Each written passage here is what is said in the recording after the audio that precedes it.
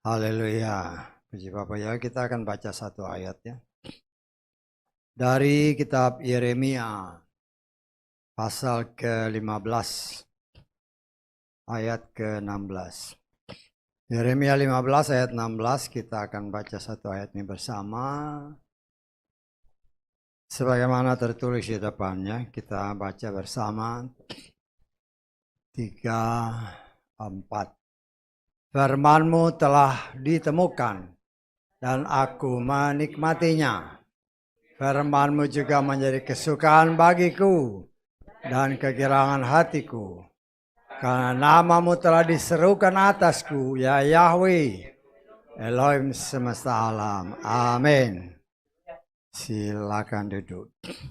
Ya, kalau saudara baca ayat tadi, firman-Mu telah ditemukan dan aku menikmatinya. Perhatikan baik-baik ya. Kita lihat terjemahan King James. Thy words were found. And apa? I did it. Kalau tadi kan menikmati. Ini it, dimakan. Ya, itulah kadang-kadang kita, ya kemarin sudah diingatkan kembali kan. Kadang-kadang kita momen memang kita ya waktu kemarin juga sudah dijelaskan. Di dalam menerjemahkan sesuatu itu juga kadang-kadang kita harus berhikmat benar untuk menemukan kata-kata yang terbaik ya. Kelihatannya sih menikmati enak gitu ya.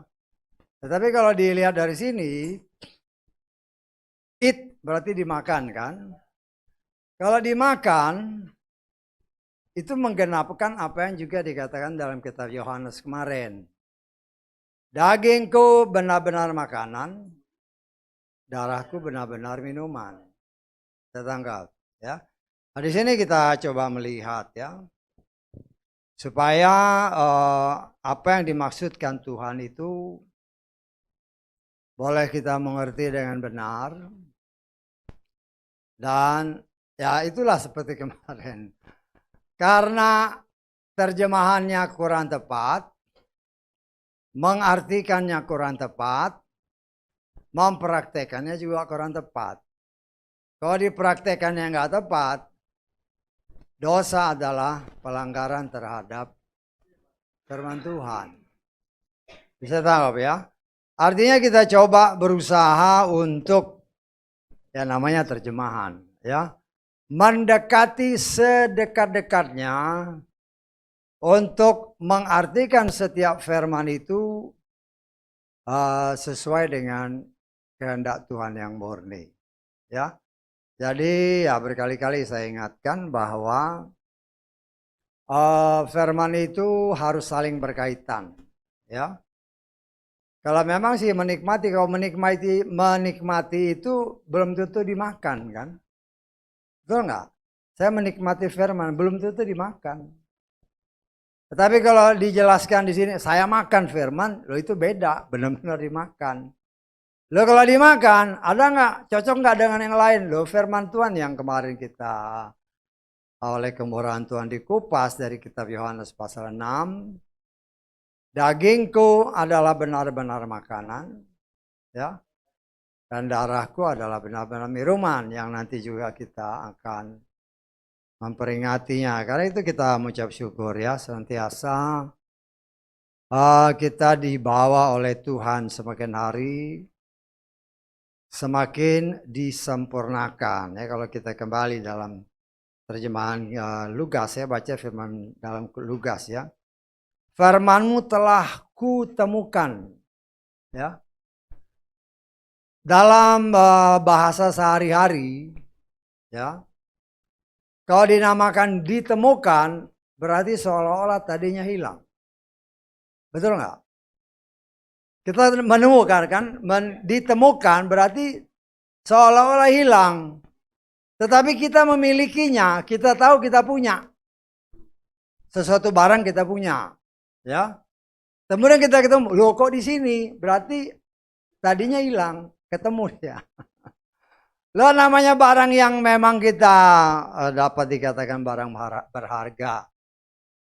Ditemukan tentunya itu sesuatu sukacita ya. Dan firman Tuhan terus menerus mengingatkan saudara dan saya bahwa firman itu seperti harta karun. Ya, kita lihat di dalam Amsal.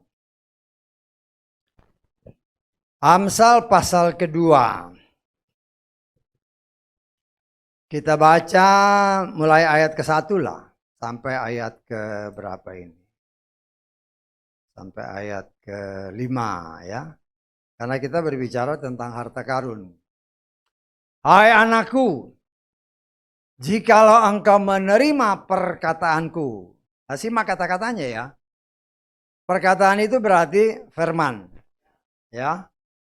Dan menyimpan perintahku di dalam hatimu, di dalam dirimu. Sehingga engkau mencondongkan telingamu kepada hikmat. Engkau akan melapangkan hatimu kepada pengertian. Sebab jika engkau meratap demi kearifan dan mengangkat suaramu demi pengertian. Perhatikan, tadi kan firman. Ya. Jikalau engkau mencarinya seperti perak, seperti mencari perak.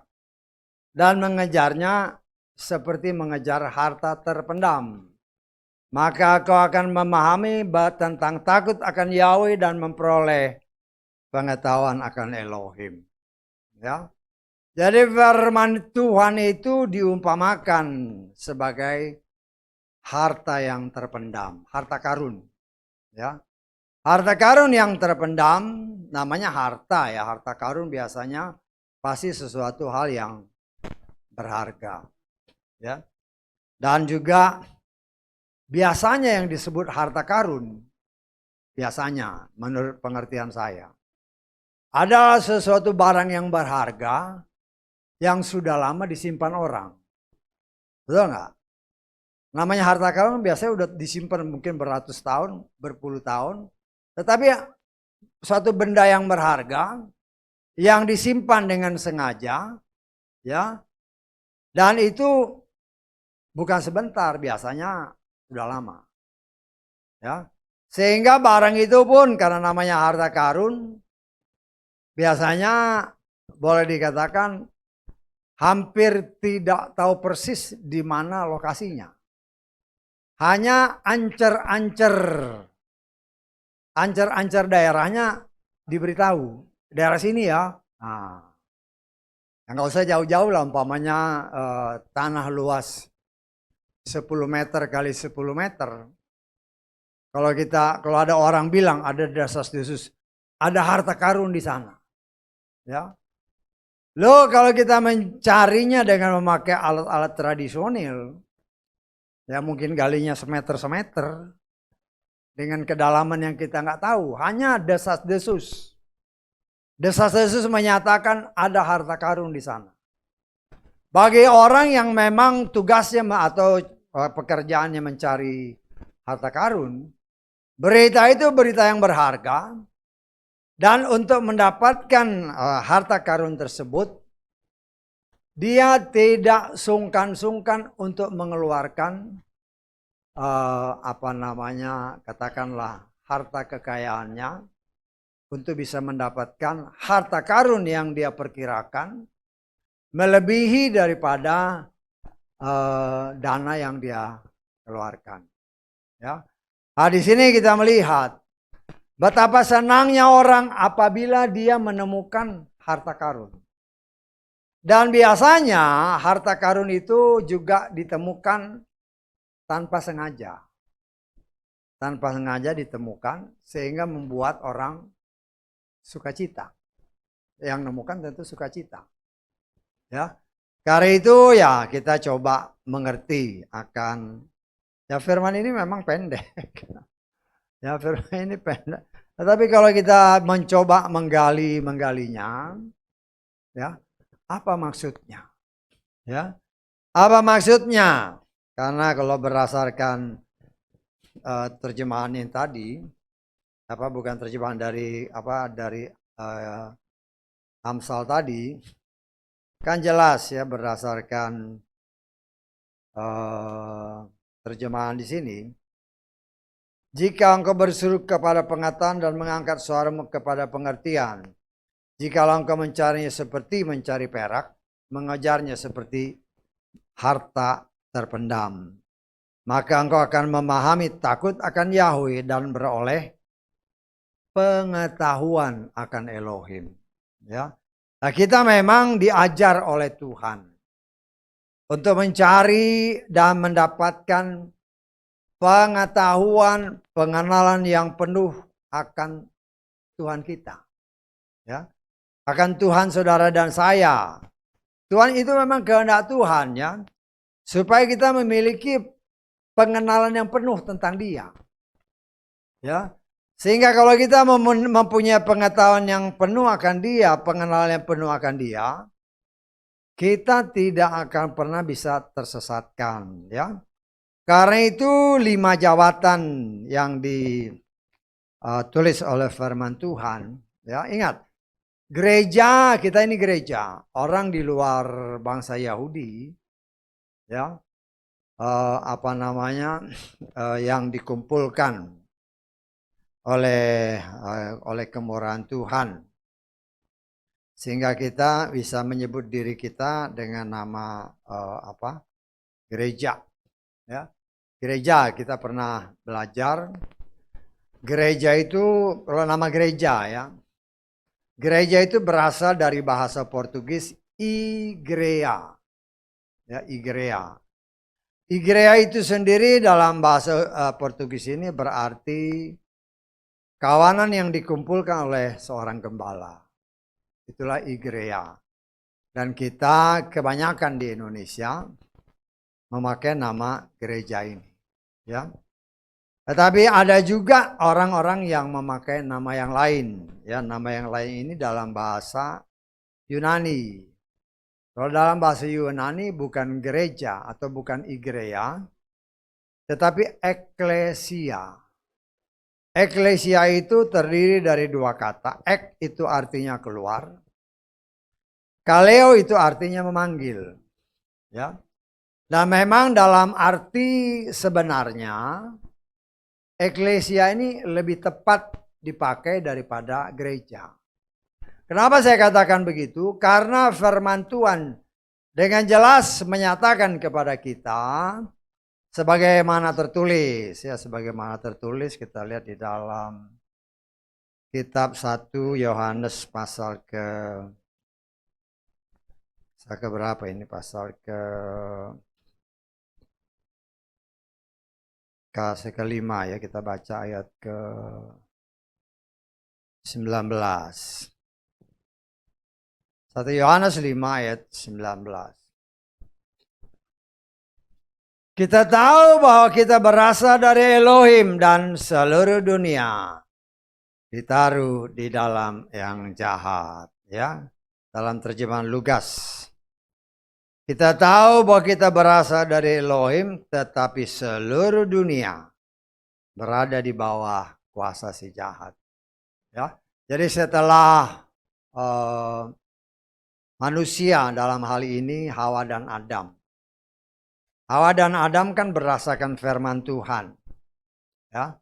Ketika mereka diciptakan oleh Tuhan, maka Tuhan Bapa Yahweh memberikan kuasa kepada manusia, ya.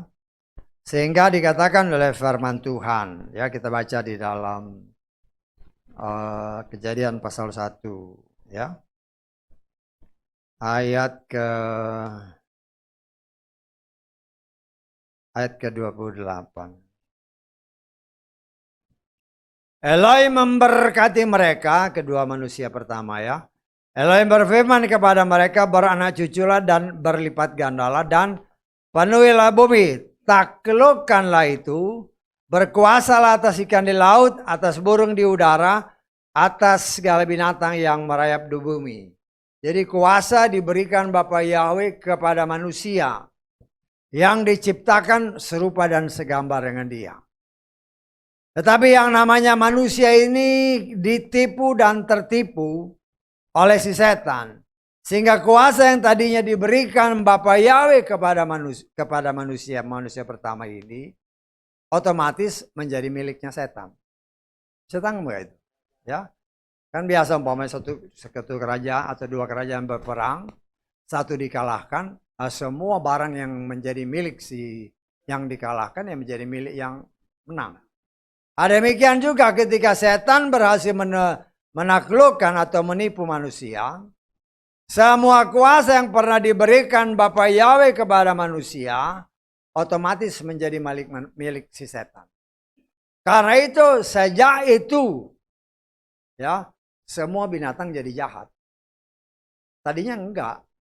Tadinya kan kambing domba bisa berjalan bersama dengan macan, singa. Nah sekarang kan sejak itu nggak bisa lagi. Ya. Demikian juga seperti apa yang dikatakan 1 Yohanes pasal 5 tadi. Ketika manusia sudah ditaklukkan oleh si jahat, tertipu. Maka dunia ini yang tadinya diberikan oleh Bapa Yahweh kepada manusia, otomatis menjadi miliknya si jahat. Nah, karena itu saya katakan, kalau dibandingkan kata igrea dan kata eklesia, yang lebih tepat itu eklesia. Dari kongkongan si jahat, kan dunia ini dikuasai oleh si jahat. Ya, eklesia artinya dipanggil keluar dari kongkongan si jahat, dikumpulkan oleh kuasa Tuhan, untuk dibentuk oleh Tuhan, sehingga karakter-karakter yang tadinya dikuasai oleh si jahat, ketika manusia menerima panggilan Tuhan keluar dari kuasa si jahat, Tuhan membentuk dia, membersihkan dia. Dan pembersihan hanya bisa dilakukan dengan cara Tuhan melalui firman. Kita tangkap ya. Nah, di sini kita belajar. Ya. Kita belajar Tuhan sudah memberikan firman. Ya. Tetapi firman itu seolah-olah ya karena dikatakan firman itu seperti harta yang terpendam. Dan kita sebagai anak-anak Tuhan, kita tahu ada firman. Dan itu adalah harta karun dan kita mempunyai tugas dan kewajiban untuk mencarinya. Mencari harta yang terpendam. Ya. Bukan lagi ya memang bagi kita zaman sekarang istilahnya sudah terlihat. Ya. Harta itu sudah terlihat di luar karena kita punya kitab suci kan. Kitab sucinya udah kelihatan. Tetapi apa isi kitab suci itu? Apa arti kitab suci itu? Itulah merupakan harta yang harus kita gali. Karena itu hanya bisa diberikan kepada orang-orang yang bisa dipercaya oleh Bapa Yahweh. Karena itu Yeshua berkata, ya, kepadamu, kepada murid, kepada anak-anak, rahasia firman Tuhan itu dibuka. Ya. Dan kita sebagai anak-anak Tuhan ketika pintu ataupun harta karun ini dibuka, firman Tuhan katakan, aku memakannya. Kewajiban kita untuk menikmatinya, makan. Firman itu harus dimakan. Ya. Tetapi kita melihat kaitan-kaitannya. Ya. Jadi segala sesuatu kan apa yang kita pelajari itu semuanya mempunyai kaitan-kaitan. Ya. Memang ya kita belajar kan, sedang belajar bahwa daging, darah, roti. Ya. Roti itu adalah juga semuanya memang firman. Daging itu juga firman, ya. Darah juga firman dan juga roti itu firman. Karena itu adalah pribadi Yeshua yang disingkapkan. Ya.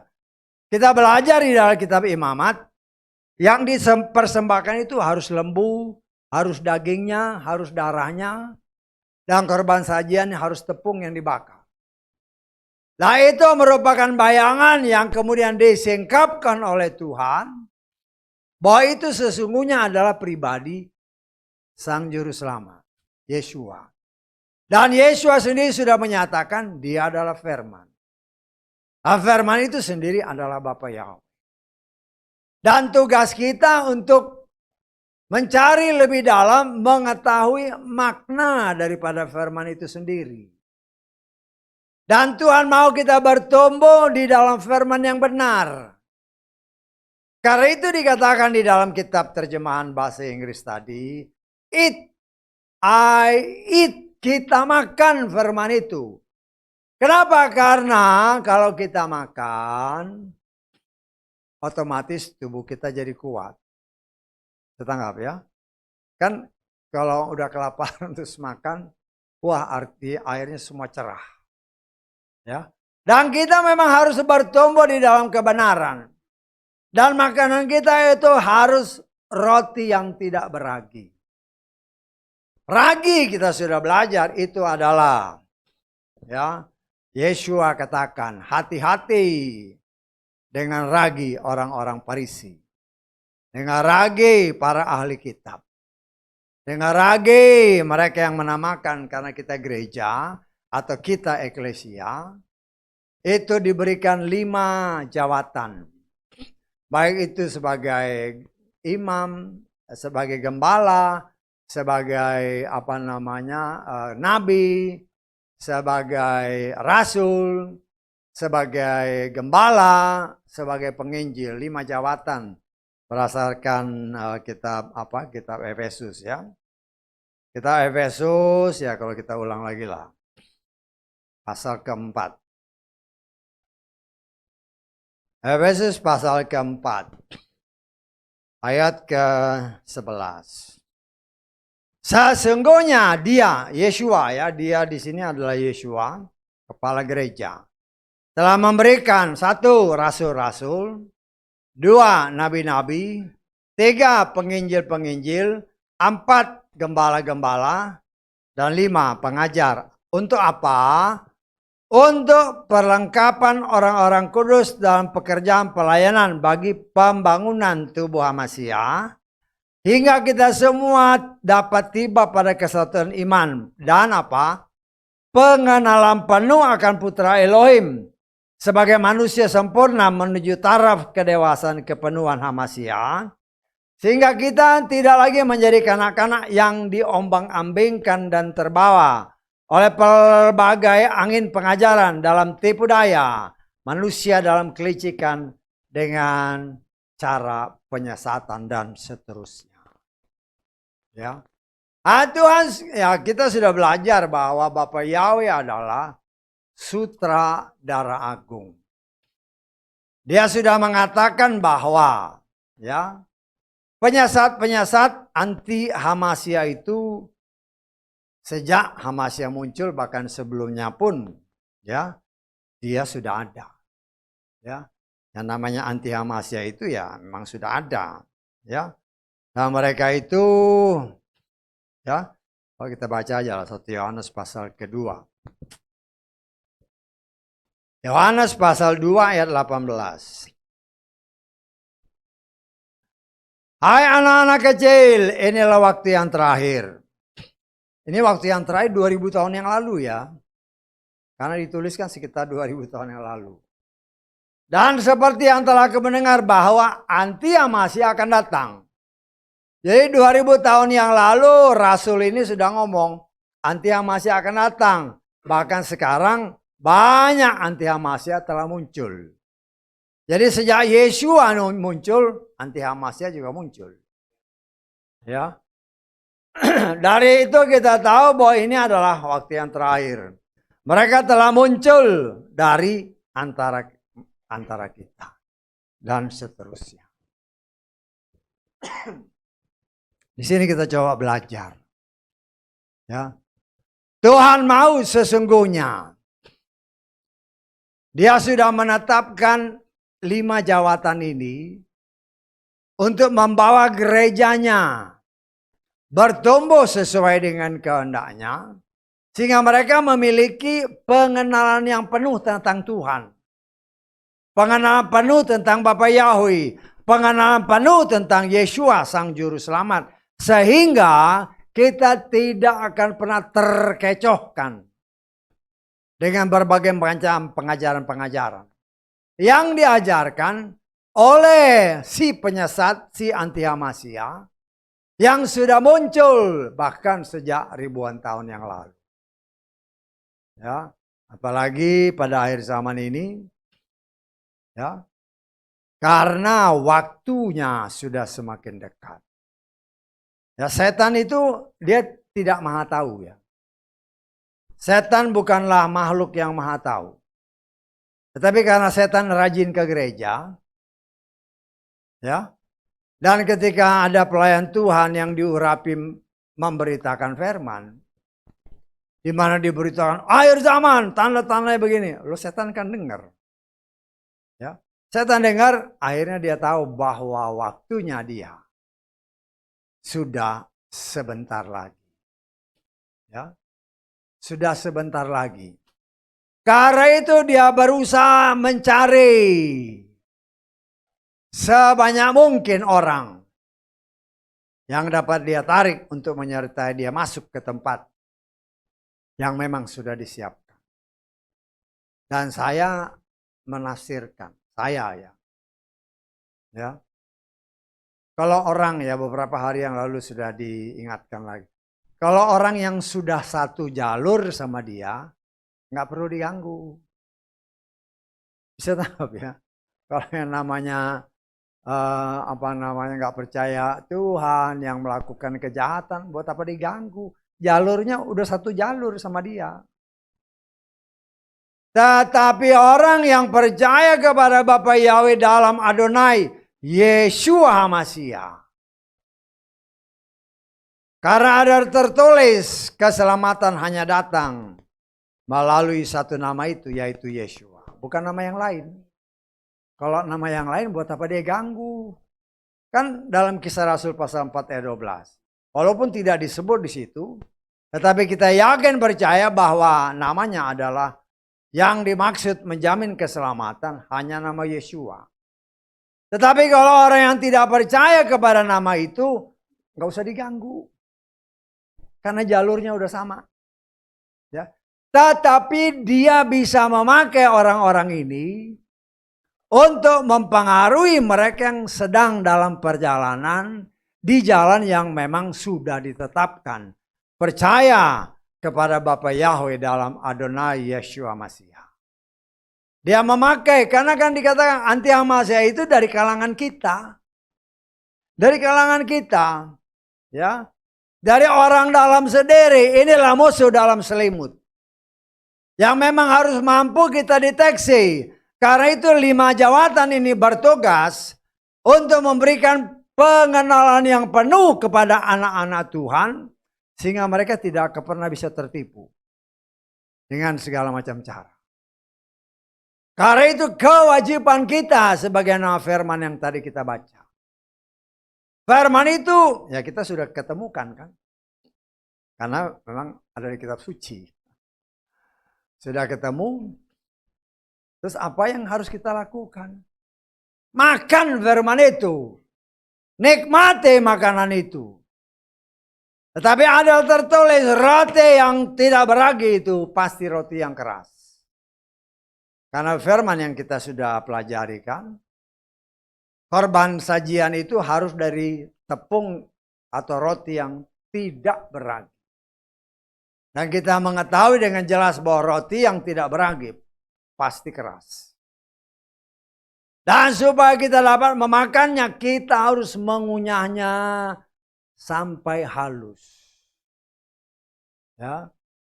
Sampai halus, dikunyah sampai halus. Artinya, firman itu bukan saja dinikmati, tetapi diolah sungguh-sungguh, dimeditasi sungguh-sungguh, diobservasi dengan sungguh-sungguh. Setelah kita mengerti dengan benar, baru ditelan, baru dipraktekkan. Saya tanggap. Ya. Walaupun di luar sana banyak orang yang memang makan firman. Tetapi karena nggak diolah baik-baik, main telan aja akhirnya keselak. Ya, salah mempraktekkan. Tuhan menghendaki kita menikmati firman itu dengan sungguh-sungguh. Karena Tuhan menghendaki, ya dulu saya belajar, nggak tahu sekarang ya. Kayaknya dulu SD. Kalau ngunyah makanan, harus berapa kali? Masih ingat nggak? 30 berapa itu? 32 kali ya. Sekarang masih nggak? Enggak kan. 5 kali, telan aja, set. Akibatnya apa? Usus kita kerjanya lebih keras kan? Betul nggak? Loh kita pakai logika sedikit lah. Secara medis dianjurkan. Makan apapun, kecuali kalau bubur-bubur ya mungkin 2-3 kali masuk. Tapi kalau namanya makanan keras, kunyah baik-baik, 32 kali kalau berdasarkan perhitungan secara medis, pasti sudah halus. Sehingga kalau ditelan, usus kita kerjanya nggak berat. Betul nggak? Nggak berat ususnya. Sehingga usus pun mengolahnya dengan baik, kemudian diserap oleh sel-sel di dalam tubuh kita, sehingga tubuh kita bisa sehat. Tetapi ingat, ada tertulis, makan secukupnya. Ya, jangan berlebihan. Kalau berlebihan, segala sesuatu yang berlebihan bisa mempunyai suatu akibat yang kurang baik. Ya, Tuhan kan nggak pernah ngajarin berikan kami makanan yang banyak, enggak kan? Berikan kami makanan yang secukupnya. Tapi kan kita namanya manusia, ya, itu kan firman. Ini makanannya enak nih. Makanannya enak, waduh, makan sebanyak-banyak. Setelah makan sebanyak-banyaknya, kekenyangan, baru nggak bisa jalan. Ya. Kalau nggak bisa jalan aja mendingan, kemudian bisa sakit kan. Karena organ tubuh kita ini dijujalin dengan makanan, ya. Kemudian ngolahnya kan susah. Kita memang nggak lihat di dalam, tapi secara logika aja, mesin penggiling, mesin ya, kita bisa lihat mesin kan, kita sodok masuk barang sebanyak-banyaknya, bisa-bisa barang itu stuck di macet barangnya, karena kebanyakan, apalagi nggak dikasih pelumas, tambah macet. Begitupun tubuh kita. Karena itu ada tertulis. Ketika kau makan banyak atau di tempat pesta-pesta, taruhlah apa? Pisau di leher. Artinya ya hati-hati. Kenapa hati-hati? Karena tubuh kita bukan milik kita lagi. Tubuhmu adalah milik Yeshua. Di mana dia berikan rohnya tinggal di dalam kita. Karena itu kita dari apa yang tadi kita baca, ya, kalau kita menikmati makanan, kita menikmati firman itu, ya, dengan baik dan benar, secukupnya, maka tubuh rohani kita pun bertumbuh dengan sempurna, ya, dengan sempurna. Tubuh rohani dan tubuh jasmani, karena ini berbicara firman yang kita makan. Tubuh rohani kita juga bertumbuh dengan baik. Ya. Karena itu kita coba belajar. Ya. Belajar dengan sama-sama belajar tentang firman. Ya. Apa yang kita pelajari itu kan semakin hari semakin membuat kita juga semakin ngerti. Ya mungkin dalam hal ini saya dipakai untuk sebagai pengajar. Tetapi ketika saya mengajar, saya pun belajar. Sehingga bukan saja saudara bertambah, saya juga bertambah karena saya juga belajar. Sama-sama belajar. Ya. Sehingga dengan demikian karena kita semakin belajar, semakin mengerti, semakin mengenal siapa Tuhan kita. Ya, terlebih dalam waktu yang semakin mendekat ini, ya. Firman Tuhan berdasarkan apa yang Tulis dalam kitab Lukas, ya. Kita makan, kita menikmatinya. Bahkan dikatakan oleh firman Tuhan, firman itu menjadi kesukaanku. Makanan favorit.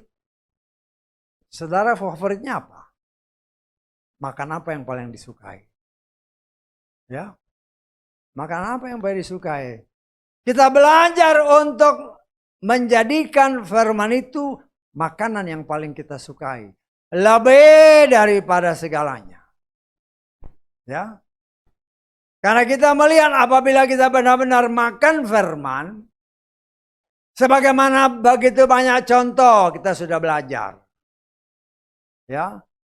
Karena Mose itu hidup bergaul dengan Tuhan, akhirnya dia makan makanan rohani setiap hari. Bagi dia, karena dia ketemu sama Bapak Yahweh, makanan jasmani itu bukan lagi merupakan suatu hal yang harus dilakukan. Karena kenyataan membuktikan dari apa yang tertulis.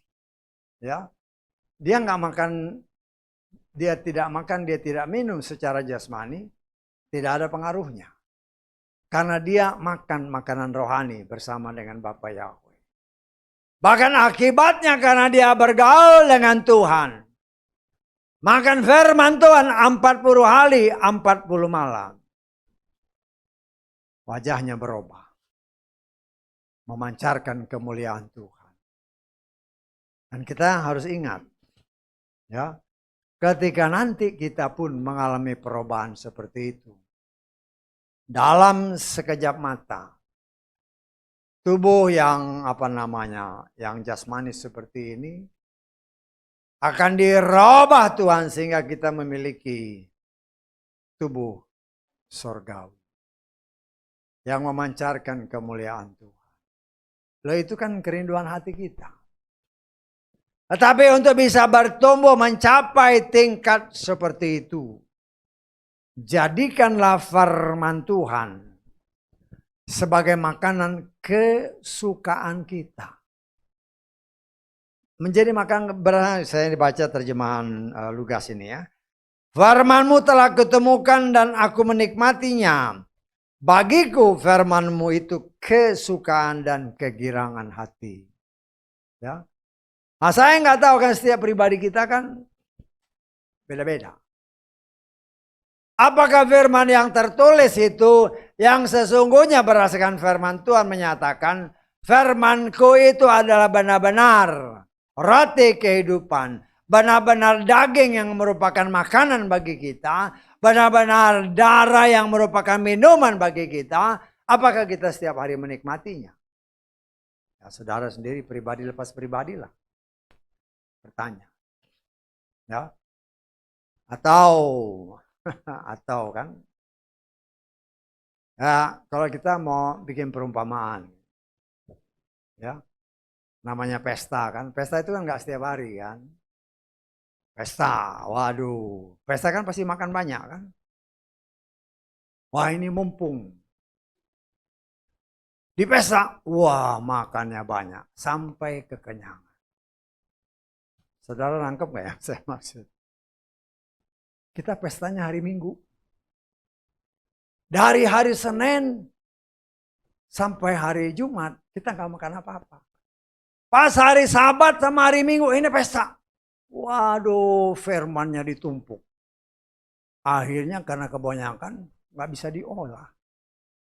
Saya tangkap Pak. Itu seperti itulah kebanyakan manusia. Waktu pesta makannya banyak. Waktu ibadah saja makanannya banyak. Tetapi hari-harinya tidak pernah menikmati firman dalam hidup. Sehingga pertumbuhannya nggak seimbang. Pertumbuhannya ya hanya seminggu sekali ya buat kemudian turun lagi. Karena makannya cuma seminggu sekali atau seminggu 2 kali. Itu enggak, hanya hari Sabat sama hari Minggu. Ketika hari Minggu, wah, satu Sabtu Minggu, naik, kuat. Hari Senin, mulai turun lagi. Lah itulah yang harus kita coba untuk mengerti secara psikologi ya. Ya bolehlah kita belajar sedikit psikologi lah. Ya. Orang-orang yang bekerja khususnya di tempat-tempat yang biasanya orang lapangan biasanya. Tapi ya di semua tempat lah. Dimanapun orang bekerja, kerja rutin ya, pasti ada jam istirahatnya. Kenapa? Kan gitu. Jadi pertanyaan kenapa? Berdasarkan studi. Udah lama saya belajar, udah lupa-lupa ingat. Ya. Orang kalau masih pagi nih, wah, dia punya kemampuan luar biasa. Ya, katakanlah mungkin maksimum 10, dia mungkin 9. Tinggi. Ya. Tetapi katakanlah mulai ya karena dulu kami biasanya kerja 6-6 kan, 6 pagi sampai 6 sore. 6 pagi mulai kerja nih, 1 jam 2 jam mulai turun. Kemampuannya mulai turun. Ya. Berdasarkan studi, ketika dia katakanlah jam 12 makan, itu banyak sekali turunnya. Dari 9 mungkin bisa langsung jadi 4. Ya nanti waktu jam 12 siang kan makan, tambah lagi. Tapi nggak mungkin 9 lagi. Mungkin cuma 7. 7 sampai jam 6 ke sana, turun lagi. Dan ini dipelajari oleh mereka yang memiliki keahlian-keahlian itu. Akhirnya bagi orang khususnya yang bekerja di lapangan dengan situasi kondisi yang berat, lingkungan yang berat, ya, jam 6 kerja supaya jangan turunnya drastis, jam 9 dia kasih makan lagi. Kan tadinya cuma 6-9, jam 6-12. Tapi drastis sekali turunnya. Tapi begitu jam 3 jam, jam 6, jam 9 mulai turun, dipompa lagi sama makanan. Break kan, blok, naik lagi dikit.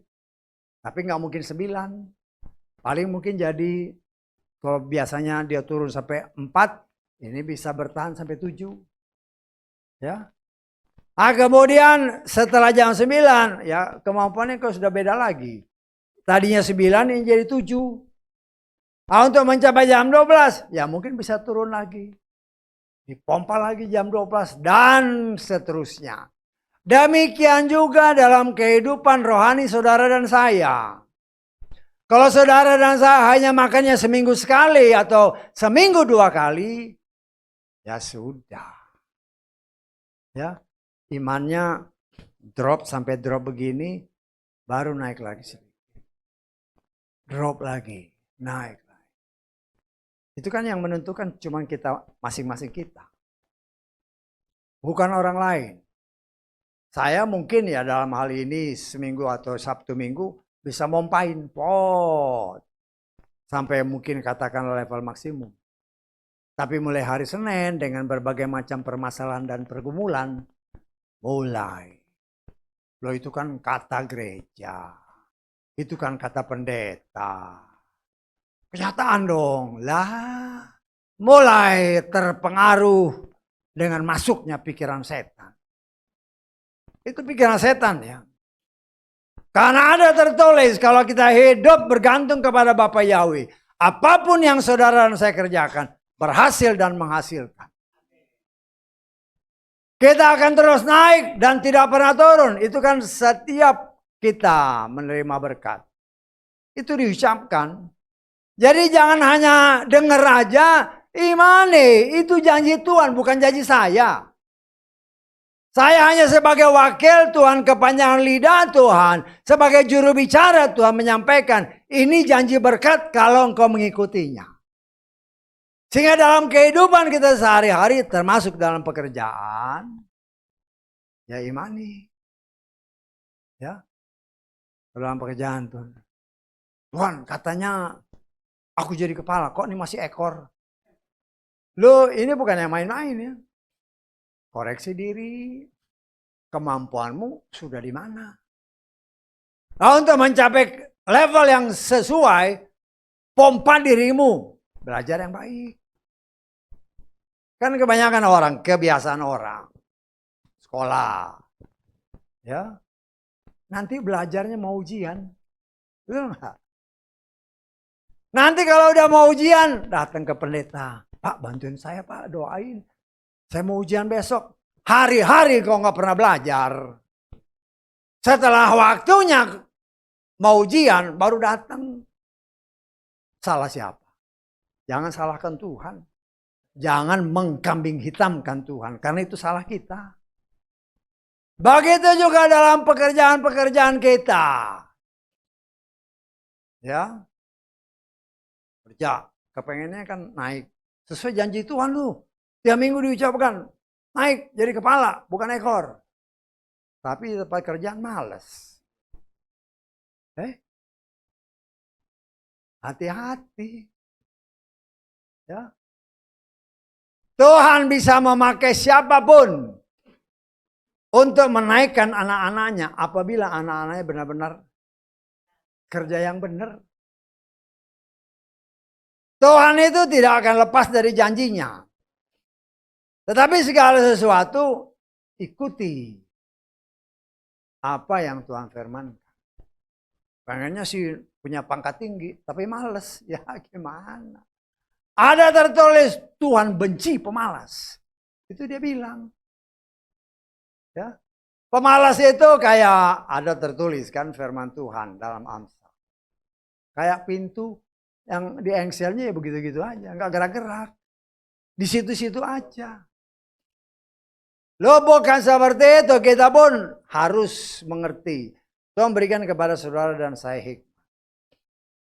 Nah untuk kita bisa maju, kita kan sudah dibekali. Ya mungkin dari sekolah. Ya. Sekolah paling sedikit mungkin ya diajarin bahasa Inggris, tapi setiap pelajaran bahasa Inggris bolos.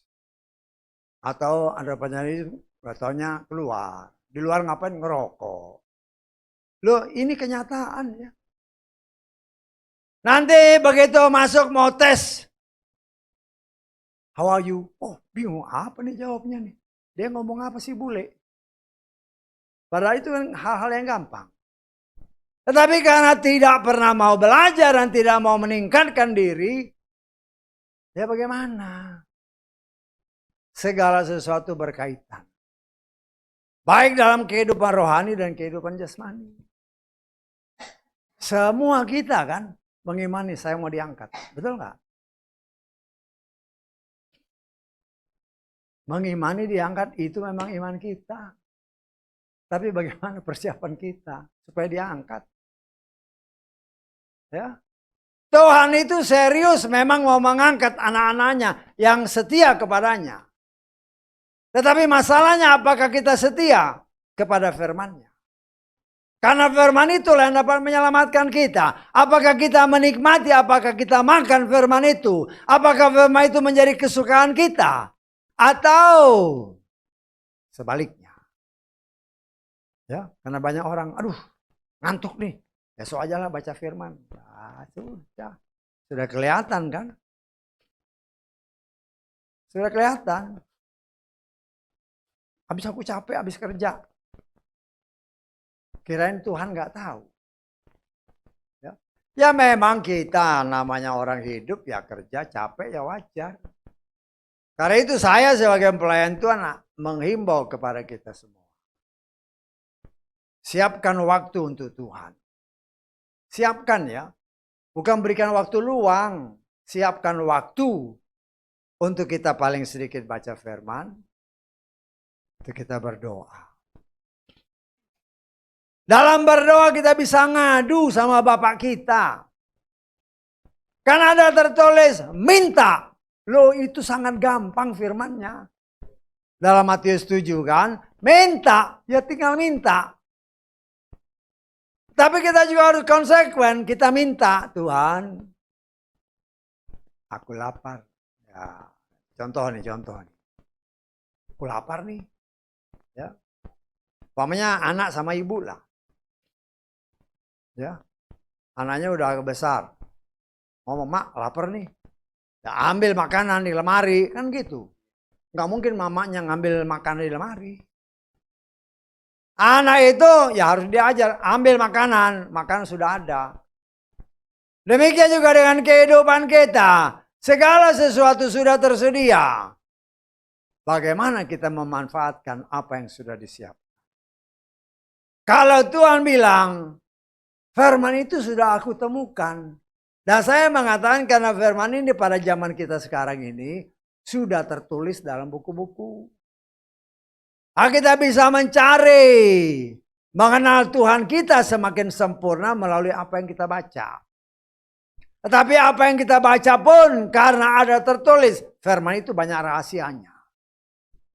Karena itu dikatakan di tempat ini diajarkan, ketika kita makan roti yang tidak beragi, kita makan firman yang murni, dikunyah baik-baik.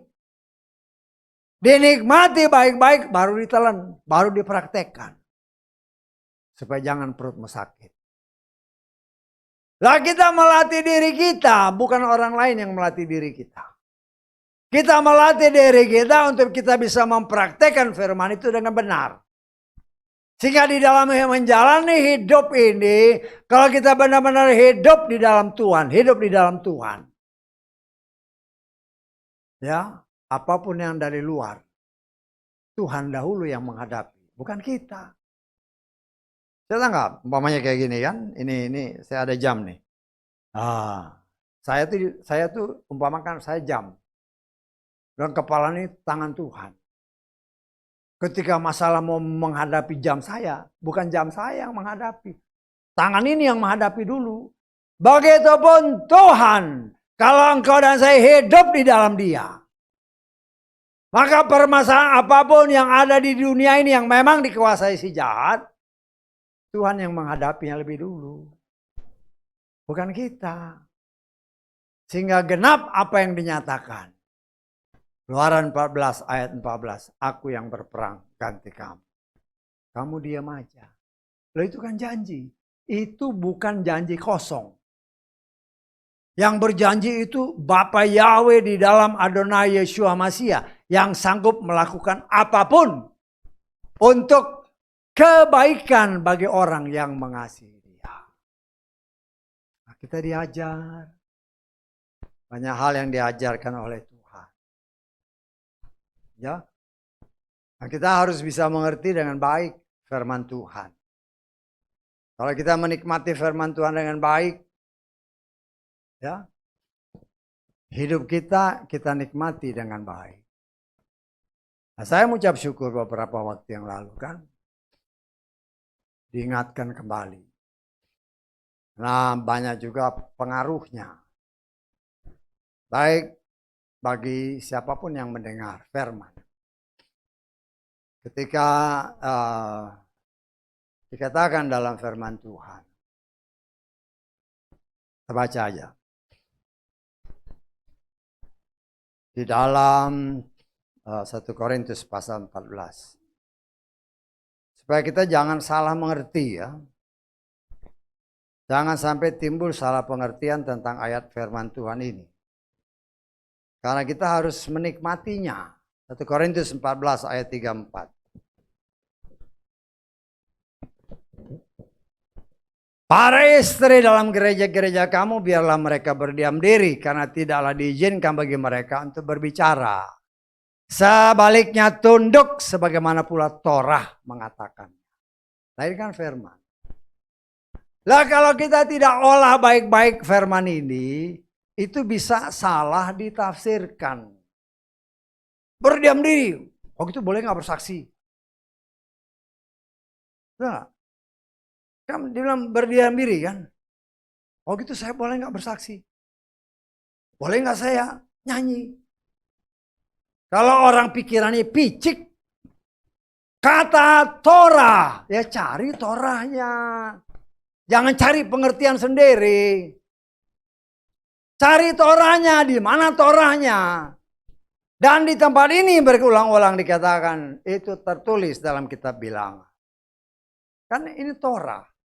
Bukan sejarah, walaupun di luar sana kata, oh ini ada sejarahnya. Jelas-jelas Torah kau tulis, kau bilang sejarah. Kan kelihatannya baik ya. Ada orang soalnya ngomong, ini sejarah, ada sejarahnya. Engkau merubah firman. Betul nggak? Ini kan Torah, bukan sejarah. Kalau berani orang bilang ini ada sejarah, berarti engkau merubah firman. Engkau merubah firman, engkau berurusan dengan yang punya firman. Dan kita harus tetap berpegang kepada firman. Firman itu kita temukan. Firman itu yang kita nikmati. Jangan kau rubah. Kau rubah berbahaya. Karena engkau menghadapi dia yang sanggup melakukan apapun kalau engkau melanggar Torahnya. Aturan, perintah, dan ketetapan. Nah, kita belajar, kita coba. Karena dikatakan di sana kan Torahnya. Sehingga kita coba melihat. Ya.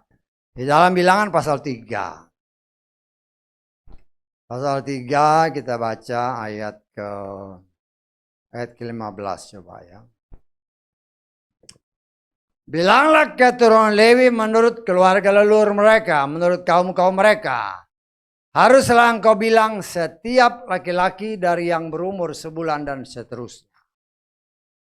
Orang Lewi adalah salah satu suku yang ditetapkan Tuhan dari 12 suku bangsa Israel yang melayani di dalam tabernakel.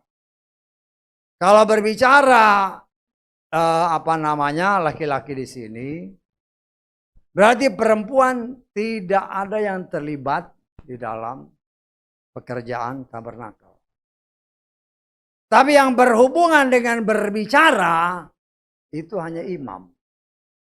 Jadi imam tidak boleh perempuan. Nggak boleh. Nah itu yang harus kita mengerti dengan benar. Lo imam itu mengajar. Karena itu dikatakan oleh firman Tuhan. Ya. Ada tertulis. Kita lihat di dalam kitab Wahyu. Pasal ke-2.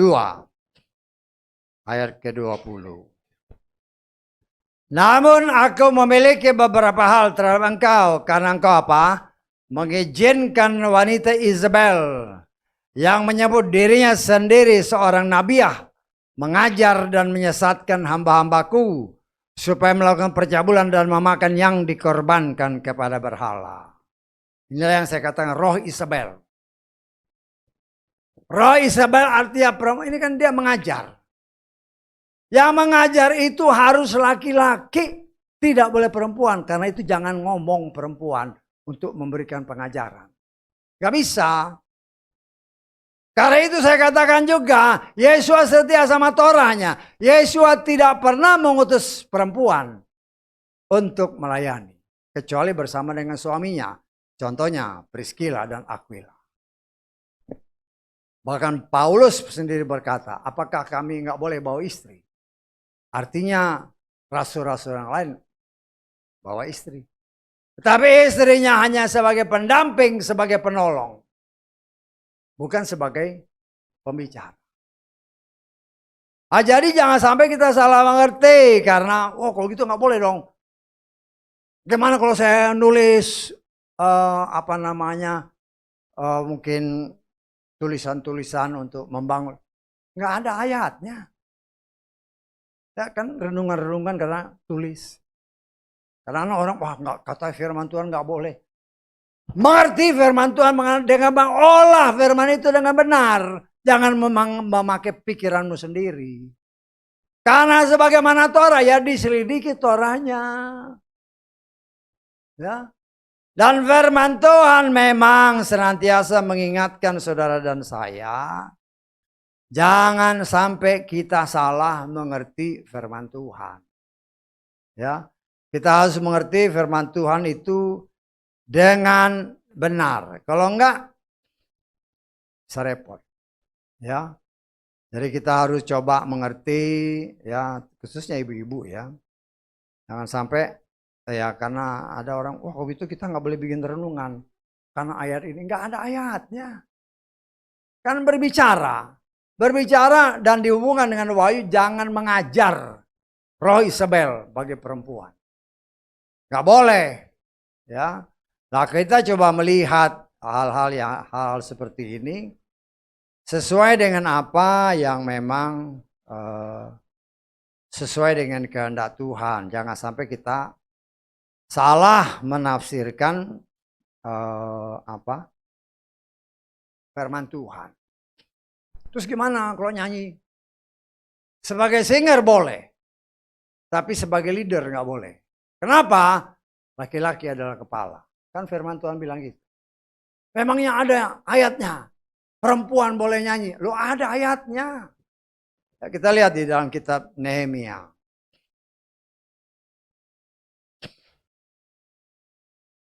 Nehemia pasal ke-7.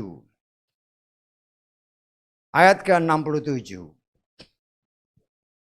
Perhatikan baik-baik ya. Di samping itu ada budak mereka dan wanita pelayan mereka sebanyak 7.337 orang. Dan di antara mereka ada 245 penyanyi apa? Laki-laki dan perempuan. Artinya boleh. Tapi tidak pernah saya lihat jadi pemimpin. Saya tahu. Karena berdasarkan firman, laki-laki kepala dari wanita. Tetapi seperti yang pernah saya katakan, kalau semuanya perempuan, ya silakan. Nggak ada laki-lakinya. Atau laki-lakinya memang nggak bisa bicara atau ini, silakan.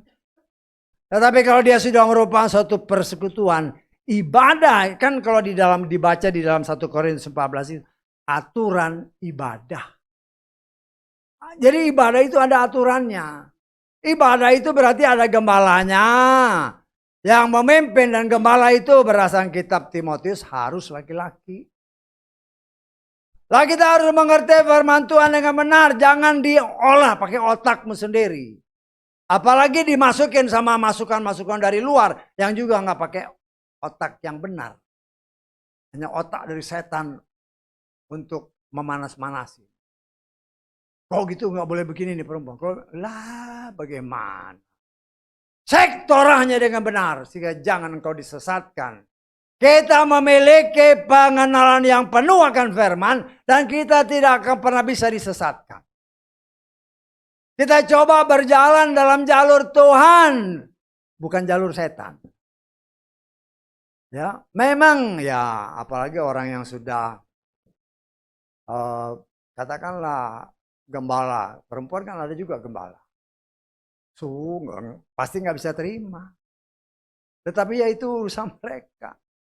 Karena jelas dikatakan dalam Wahyu tadi kan, Nabiah Isabel, Nabiah. Padahal Isabel kan bukan Nabiah. Isabel itu kan istrinya si Ahab. Dia bukan Nabiah. Tetapi kenapa dikatakan di Wahyu itu dia Nabiah? Nabi artinya orang yang bisa berbicara dengan Tuhan. Tetapi di hadapan Tuhan jangan engkau mengajar. Khususnya dalam jemaat. Kita harus mengolah firman itu, menikmatinya dengan benar. Sehingga kita bertumbuh dengan benar. Jangan asal main telan aja. Sehingga kita tidak bertumbuh kacau. Saya mengajar saudara karena itu beberapa kali ya belakangan ini kan. Firman itu diteliti satu-satu. Oh gini. Walaupun pengertian kita, padahal kita sudah teliti kan, pengertian kita belum tentu sempurna. Masih banyak kekurangan. Tetapi saya percaya karena dia adalah penyempurna iman kita, dia akan senantiasa mengingatkan kita harus begini, harus begini, harus begini. Sampai benar-benar pada satu titik kita sempurna. Karena itu saudaraku yang dikasih oleh Bapak Yahweh, ya. Kita melihat di sini kuasa Tuhan sangat luar biasa. Saya mencoba ya dengan apa yang Tuhan berikan. Dengan jabatan, karena saya mempunyai paling sedikit. Dari 5 jawatan ini paling sedikit saya punya 2 jawatan di sana. Baik sebagai gembala maupun sebagai pengajar. Nah, saya berbeban untuk memberikan apa yang Tuhan berikan kepada saya. Harus saya salurkan. Saya menyadari belum tentu banyak orang bisa terima. Jangankan di luar, di dalam pun mungkin berontak. Buat saya no problem, yang penting itu tertulis saya beritakan. Engkau terima puji Bapak Yahweh, engkau tidak terima. Yaitu urusanmu dengan Tuhan. Saya nggak mau tutup-tutupi, buat apa tutup-tutupi? Saya harus katakan ini boleh, ini nggak boleh. Ya, tapi yang kau ngotot, aku kan punya talenta, ya silakan. Silakan. Tapi resiko kau tanggung. Karena Tuhan tidak main-main dengan firman-Nya, karena firman itu pribadi. Nah, saya juga mengharapkan kalau kita sudah mengolah firman ini, kita bisa mengerti benar apa sih yang dimaksudkan dalam 1 Korintus itu. Apakah sih yang dimaksud dengan Torah itu? Apa kita coba menggali, ya. Roh Kudus akan menolong membimbing kita sehingga kita mengerti. Jangan ditambah, jangan dikurangi. Kan banyak orang ya, waduh, kalau gitu saya nggak boleh bikin renungan. Ada nggak ayatnya? Ya. Jangan kau tambah-tambah. Oh gitu saya nggak boleh nyanyi. Ada nggak ayatnya? Bisa tangkap saudara. Kita coba mengerti firman Tuhan dengan seutuhnya dan benar. Bukan dengan kebenaran kita, tapi kebenaran Tuhan. Karena itu Tuhan bukan sesuatu yang dia tunjukkan nih, lihat di Nehemia. Loh ada kok perempuan nyanyi di bait suci. Ya. Jadi hal-hal seperti itu, itulah kebaikan Tuhan. Khususnya bagi saya. Bagi saya ya. Karena saya kan mengajar. Sehingga kalau ada orang yang meng-counter back, saya balas dengan firman. Karena itu berkali-kali saya katakan. Kalau ada orang yang bertanya, jangan balas dengan pikiran. Balas dengan firman. Karena firman itulah yang akan membela kita. Tapi kalau kita coba bela diri dengan pikiran kita, ya sudah. Hati-hati. Kan berkali-kali saya katakan. Ketika engkau berbicara, jawab dengan firman. Jangan jawab dengan pikiran. Ya, karena kan ada orang juga, itu nggak boleh dong, karena nggak boleh bicara, nggak boleh nyanyi. Kok itu singersnya? Aduh. Apalagi kalau orang yang ngomong itu, yang kalau orang yang ngomong itu adalah seorang pelayan Tuhan, kasihan saya. Berarti engkau nggak belajar firman. Mungkin engkau punya titel berbagai macam-macam, titel teologi, hanya yang jadi masalah, Tuhanmu siapa? Memang secara umum teologi itu adalah firman Tuhan atau pengetahuan tentang Tuhan. Hanya yang jadi masalah siapa Tuhannya. Dari omongan yang kita bisa lihat, ini tidak seutuhnya sesuai firman. Berarti dia ini bisa termasuk Hamasya palsu yang memang dimunculkan kata firman Tuhan. Sehingga kita yang mau benar-benar berjalan dalam firman dengan munculnya Hamasya palsu dengan masukan yang palsu membuat orang jadi ragu. Kalau kita memiliki pengetahuan yang penuh sebagaimana kata Efesus tadi tentang dia, tentang firman. Orang boleh ngomong.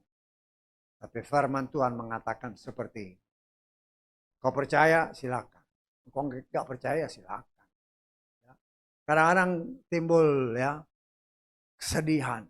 Sedih dalam arti kata, kok sulit orang ini menerima firman. Tapi ketika Tuhan mengingatkan, ya, Yesua berkata, kalau mereka menganiaya aku, kau harus siap menerima aniaya. Kalau Tuhan yang kita sembah aja, tidak mereka percaya, apalagi kita sebagai pelayan. Karena itu ketika saya dikuatkan seperti itu, ya mengucap syukur aja. Tapi pembelaan Tuhan tidak pernah kendor. Ketika orang memberikan masukan seperti ini, ada tertulis. Kalau dia orang percaya, mulutnya akan tertutup. Karena yang menjawab itu Tuhan. Itulah yang saya katakan, saya ada di dalam genggaman Tuhan. Bukan saya yang kau lawan, tetapi firman Tuhan yang akan membela saya. Kalau engkau bertentangan dengan firman. Karena itu kalau kita mengenal dia dengan benar, menikmati firman itu dengan benar, kita akan penuh dengan sukacita. Walaupun ada banyak tantangan, nggak jadi masalah. Kita akan tetap hidup dan berjalan dalam kebenaran. Karena itu saudaraku yang dikasih oleh Bapa Yahweh, jadikan firman itu kesukaan dalam hidup. Koreksi diri terus menerus. apakah aku menikmati makan firman setiap hari. Karena itu yang akan menentukan pertumbuhan rohani dan jasmani kita. Haleluya. Amin. Mari kita bangkit berdiri. Kita